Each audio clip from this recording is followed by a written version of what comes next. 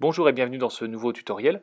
Nous allons voir comment, à l'aide de votre logiciel d'affichage dynamique, vous pouvez partager votre écran en plusieurs zones et en gérant des animations ou des playlists différentes dans chacune des zones.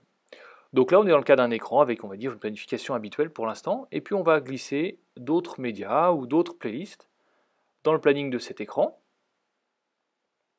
Par exemple ici, une animation Twitter, une animation trafic.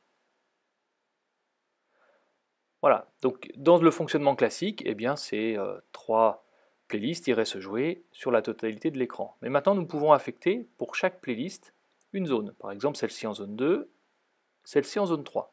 Alors, comment va se faire le découpage ensuite? Eh bien, tout simplement, vous allez aller dans les propriétés de votre écran. Il y a un menu qui s'appelle Découpage. Et puis, on va regarder dans ce menu Découpage le découpage en trois zones, puisque nous avons établi trois playlists dans trois zones différentes.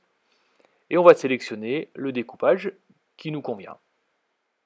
Donc il suffit de choisir le découpage, de cliquer sur sélectionner, et voilà le découpage qu'aura notre écran, et chacune des playlists ira se mettre dans les zones correspondantes.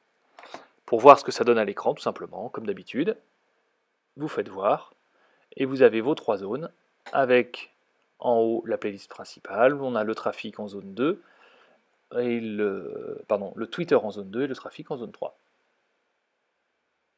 Tout simplement. Si le découpage ne vous convient pas, vous pouvez faire votre découpage personnalisé.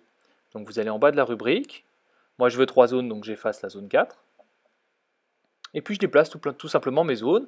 Je peux les déplacer, je peux les redimensionner. Vous voyez, vous pouvez tirer le coin inférieur droit pour redimensionner. On va le faire sur la zone 1.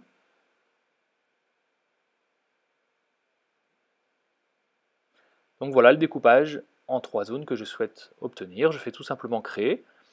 Il vient s'ajouter à la liste des zones disponibles.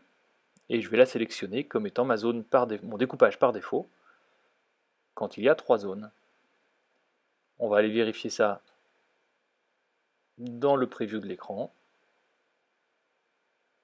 Voilà, et c'est bien le cas, j'ai bien ma zone 1 avec la playlist principale, ma zone 2 avec Twitter et ma zone 3 avec le trafic.